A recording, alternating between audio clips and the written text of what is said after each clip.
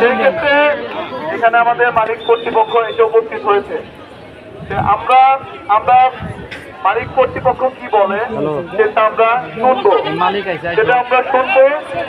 সেটা আমাদের যে দাবি আছে, আমাদের যে পাওনা দাওনা আছে, সেটা আমরা আজকের মধ্যে বুঝে নেব, কোনো ডেট নিব না। আমরা ছিল গত 5 মাস ধরে তারা ডেট দিচ্ছে। আমরা সত্যি আমরা মালিক পক্ষের সমস্যা আমরা বোঝার চেষ্টা করছি এবং আমরা সময় ডেটের পর দিচ্ছে 5টা ডেট দিয়েছে, এরপরও আমরা 5টা ডেটই মানছি। আজকে আমরা কোনো ডেট দিব না। আজকে শুক্রবার ব্যাংক বন্ধ, কালকে হলো শনিবার ব্যাংক বন্ধ, এগুলো আমরা বলতে চাই না।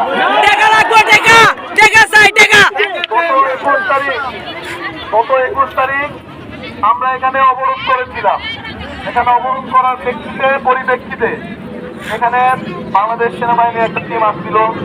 আসার পরে আমাদের সাথে কথা বলতে, আমাদের এখানে যে অবরোধ ছিল এই অবরোধটা আমরা ওই দিন আমরা সরিয়ে নিয়ে গেছিলাম।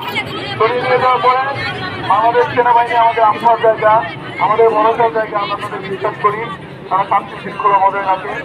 তারা আমাদের ভিতরে নিয়ে যে আমাদের কথা শুনছে, আমাদের কথা শোনার পরে তারা মালিক কর্তৃপক্ষের সাথে কথা বলে আমাদের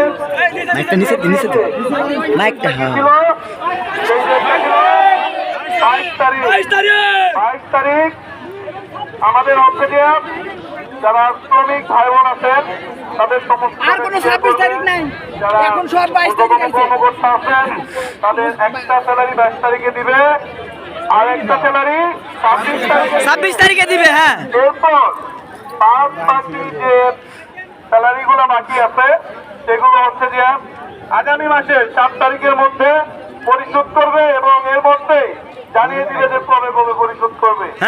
এটা লিখিত ভাবে সেনাবাহিনীর মাধ্যমে আমাদেরকে জানানো হয়েছিল। এই শান্তির প্রতীক যে বাংলাদেশ সেনাবাহিনী যারা লিখিতভাবে, যাদের কাছে লিখিতভাবে আমাদের একটা ডেট দিয়েছে, সেই ডেটও আমাদের মালিক কর্তৃপক্ষ রাখে নাই। মালিক কর্তৃপক্ষ রাখে নাই। এখানে আমাদের সেনাবাহিনীর কোনো দোষ নাই। তারা মালিক কর্তৃপক্ষের কাছ থেকে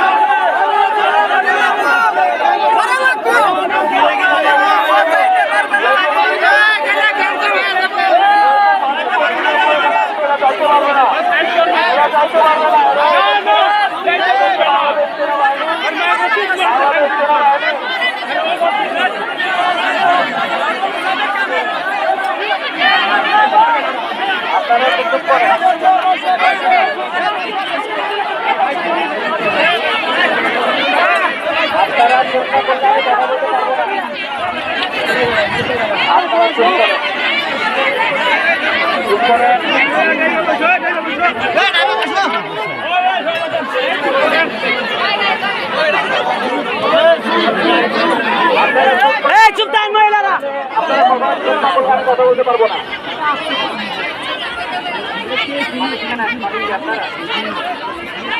হ্যাঁ, এখানে আসে দেখছেন?